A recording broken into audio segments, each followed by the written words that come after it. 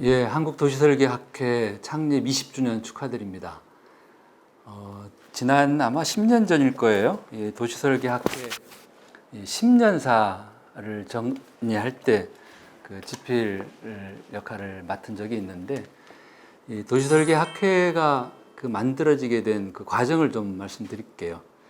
2000년 3월 아마 도시설계학회가 창립됐는데, 이 도시설계학회의 그 전신이 있었습니다. 모태가 됐던 게 바로 도시설계연구회입니다. 이 도시설계연구회가 그 시작되었던 게 아마도 1980년대 초반, 돌아가신 한양대학교 강병기 교수님, 그리고 강홍빈 교수님, 이 두 분이 주도를 하셨고, 그리고 그 당시에 많은 분들이 이제 참여를 하셨죠. 이 도시설계연구회는 원래 모임으로 아마 매달 마지막 주 월요일 날 이렇게 한 번씩 모임을 가졌습니다. 제가 94년에 서울연구원에 박사학위를 하고 들어갔을 때에도 그때 마지막 주 월요일 날 도시설계연구회 모임이 있었고, 저도 이제 자연스럽게 연구회 멤버로 참여하게 되었습니다. 그 도시설계연구회 활동을 쭉 기록했던 자료들이 있습니다. 86년부터 94년까지 그 원래 회의 내용을 기록했던 자료고, 그리고 이제 제가 그 간사 역할을 맡았던 94년부터 99년까지 그 자료고, 그리고 98년부터 이제 그 도시설계학회 창립 얘기가 나왔고, 2년여 정도 이 학회 준비 작업을 거쳐서 이제 2000년에 학회가 이제 만들어지게 되었죠.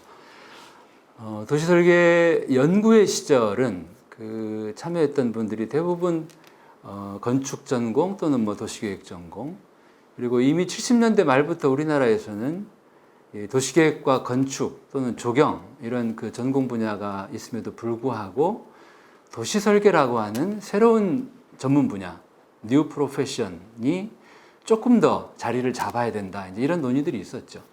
또 80년대 초에 이제 도시설계 제도가 도입이 되고, 이러면서 도시설계라고 하는 이름으로 전문가들이 뭐 학교에 계시는 분들 또는 업계에 계시는 분들 또는 연구원에 계시는 분들이 모여서 강한 동질감을 느끼면서 이렇게 연구 모임을 꾸준히 오랜 세월 이어왔던 것이 저는 도시설계 학회를 만드는 뿌리 역할을 했다.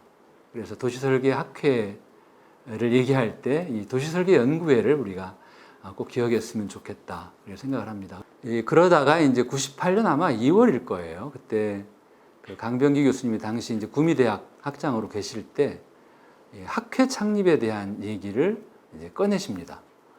그러니까 지금까지 도시설계 연구회가 한 20여 년 느슨한 조직으로, 자유로운 조직으로, 회장도 없는, 그저 간사만 있는 이런 형태로 운영해 왔는데, 이제는 조금 더 체계적인 조직으로, 이를테면 학회 같은 형태로 좀 단단하게 다시 태어나야 되지 않겠는가, 이제 이런 그 화두를 꺼내셨고, 그달 모임에 참석했던 분들 또 많은 그 다양한 의견들을 개진했습니다. 치밀하게 준비를 한 결과 2000년 3월 초에 당시 서울대학교에서 창립총회를 했던 기억이 납니다. 도시설계라는 이름으로 이제 활동을 했던 그 하나의 조직 이야기를 좀 드릴까 하는데, 제가 94년 2월 1일 이제 서울연구원에 처음 출근을 합니다. 이제 그해 박사학위를 했죠. 그리고 서울연구원은 92년 10월 1일 창립을 했지만, 이제 본격적인 활동은 93년 초부터 연구 활동을 시작을 했죠. 그리고 저는 이제 94년에 연구원에 들어갔고, 이제 공채 2기로 활동을 했는데, 94년 제가 연구원에 들어갔을 때 서울연구원에 도시설계 이름이 들어간 하나의 단위 조직이 만들어집니다. 그게 바로 도시설계연구센터였습니다. 그 당시 센터장은 서울대학교 이제 정년하신 김광준 박사님이 맡으셨는데, 그때 아마도 대한민국에서 도시설계라는 이름이 들어간 어떤 그 조직은 도시설계연구센터가 처음이 아닐까 이렇게 생각을 합니다. 그래서 그때 과연 도시설계가 무엇냐, 많은 논란들도 했었고, 서울연구원에서 이미 있는 도시계획 연구 분야가 있는데도 도시설계센터는 왜 필요하고 도시설계센터의 할 일은 기존의 도시계획 연구부와 어떻게 다른가 이런 많은 그 논의들이 있었죠. 그래서 저는 개인적으로 이렇게 도시설계센터에서 근무했던 13년 기간이 굉장히 그 자부심을 느끼고 또 보람을 느낍니다. 그때 서울연구원에서 저희 센터, 도시설계센터에서 했던 일들을 이렇게 요약을 하면 첫 번째는 서울의 경관관리 연구였습니다. 한강변의 경관관리, 또 구릉지 경관관리, 5개 강구물에 이르기까지 아름다운 도시 경관을 유지하기 위해서는 기존의 도시계획의 역할 또는 건축의 역할, 조경의 역할 못지않게 도시설계의 역할이 필요하다.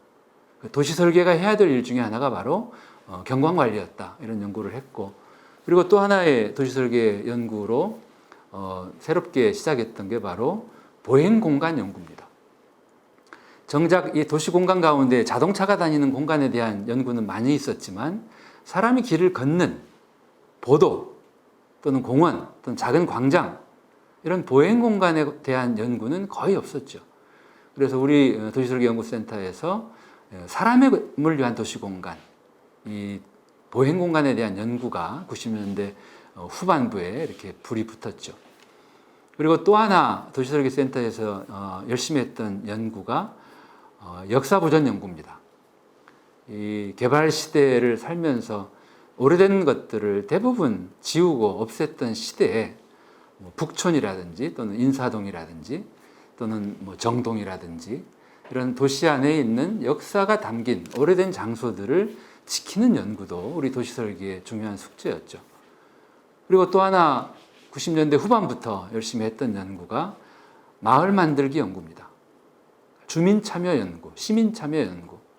그래서 저는 도시설계연구센터가 이제 그 시대가 막 도시설계 연구회에서 이제 학회로 변화해가는 90년대 중후반부였는데 연구원에서 이 도시설계라는 이름으로 우리 서울의 도시설계 연구를 열심히 하면서 서울을 바꾸기 위해서 노력했던 것에 대해서 자부심을 갖습니다. 그리고 이제 2000년대에 우리 도시설계 학회가 만들어지면서 이제는 이 도시설계라고 하는 이름이 이렇게 약한 몇몇 사람들만의 이런 어떤 한정적인 이름이 아니고 우리 시대에 이제는 보편화된 이름. 그래서 도시설계와 관련된 여러 이제 제도들이 만들어지고 또 활동하는 분들도 늘고 그리고 일들도 늘어나게 되었죠. 도시설계에 대한 그 많은 논의들이 있었습니다. 저는 이제 도시설계를 이제 그렇게 비유합니다. 도시계획이 아빠와 같은 역할이고 또 건축이 누나와 같은 역할이라면 도시설계는 엄마 같은 역할이다. 그러니까 도시계획은 이 도시 전체에 대한 어떤 질서 또 계획을 세웁니다. 그리고 그 계획대로 하라고 명령을 하죠. 그런데 실제로 건축 행위는 작은 필지 단위로 벌어집니다. 건축이 아무리 제 역할을 다해도 그 결과 좋은 도시가 바로 만들어질 수는 없죠. 그래서 이 도시계획과 건축 사이를 연결하는 어떤 그 다리 역할의 필요성을 이제 도시설계의 역할로 많이 비유를 하죠. 제가 굳이 도시계획을 아빠, 또 건축을 누나, 도시설계를 엄마로 비유하는 이유는 도시계획은 과거의 시대 아빠처럼 시키는 데는 능하지만 디테일에 약합니다. 그리고 미스 코리아를 꿈꾸는 누나는 나를 뽐내는 데 관심이 있지 집안 구석구석 살피지를 않습니다. 엄마가 식구들 가운데 힘들어하는 사람도 챙길 줄 알고 과거의 아버지 스타일의 리더십이 아닌 조금 다른 방식의 보살피고 또 돌보고 하는 이런 역할을 과거에 하셨던 것처럼 이 시대의 도시설계의 역할은 그런 게 아닐까. 그래서 제가 그런 글을 썼던 적도 있습니다. 약자를 보살피는 것이 어쩌면 도시설계의 역할이다. 그리고 조금 더 도시계획이 다 하지 못하는 역할을 조금 더 섬세하게, 조금 더 꼼꼼하게, 조금 더 자상하게 이렇게 하는 것이 도시설계 역할이 아닐까. 마지막으로 지금 이 시대 우리나라 도시설계가 어떤 일을 해야 될 건가? 이미 20살 성년이 된 우리 도시설계 학회가 어디에 좀 더 중점을 둬야 될 건가? 이제 이 점에 대해서 저희 개인적인 생각을 좀 말씀드린다면, 도시설계는 도시계획이나 건축이나 조경에 비해서 최근에 태어난 신설 분야입니다. 신설 전공 분야죠. 말하자면 뉴 프로페셔널이죠. 그런데 이런 전공 분야는, 전문 분야는 새롭게 태어나기도 하고, 또 기존의 전문 분야가 쪼개져 나뉘기도 하고, 또 몇 개의 전문 분야가 합쳐지기도 하고, 또 소멸되기도 합니다. 결국은 전문 분야가 오래오래 지속 가능하려면 사회적인 요구나 시대의 변화를 잘 봐야 됩니다. 과거에는 남자들은 이발소에 갔고 여성들은 미장원에 갔는데, 요즘에는 남녀 할 것 없이 대부분 미장원에 가서 머리를 깎습니다. 그 이야기는 이발소라고 하는 이 전문 분야가 변화하는 사람들의 요구에 기민하게 대응을 못했다는 반증이기도 하죠. 2000년대 도시설계는 많은 사람들의 사랑 속에서 하나의 전문 분야로 등장을 했고 지난 20년 동안 성장해 왔습니다. 지금 우리가 고민해야 될 것은 이 시대 대한민국, 우리 도시에서 벌어지고 있는 일들을 우리 도시설계 전문가들은 어떻게 볼 건가? 우리가 해야 될 일이 뭔가? 저는 지금 과거 20년 우리가 쭉 해왔던 관행에서 벗어나서 다시 원점에서 대한민국의 도시는 건강한가? 도시뿐만이 아니라 우리나라 이 작은 마을들, 또 시골의 소멸위기의 농산어촌들, 또 지방도시에도 번듯한 신도시는 사람들로 채워지지만 원도심은 지금 사람들이 빠져나가서 거의 소멸 직전입니다. 이런 가운데 국토인구의 절반이 수도권에 몰려있는 이런 상황에서 다시 수도권에 또 3기 신도시를 건설을 합니다. 지방은 지금 언제 소멸될지 모르는 이런 상황에서 우리가 그저 한 사람의 기능인으로, 전문가로 그저 묵묵히 시키는 일만 할 게 아니라 대한민국의 도시와 국토의 건강한지를 살펴보고, 그리고 개발 시대에서 재생 시대로 넘어오는 지금 우리가 해야 될 일들은 어쩌면 전혀 다른 일들일지도 모릅니다. 그래서 우리 도시설계 분야 전문가들, 또 우리 열심히 공부하고 있는 학생들, 이 시대에 우리가 해야 될 일이 뭘까? 도시가 만약에 아파한다면 그 도시의 아픔을 치유하는 게 우리의 역할일 테고, 도시가 죽어간다면 죽어가는 도시를 살리는 게 우리의 역할일 겁니다. 강자들 편에 서서 일하기보다 도시의 약자들을 보살피는 엄마와 같은 그런 역할, 특히 재생시대는 말 그대로 죽어가는 것들을 살리라는 시대입니다.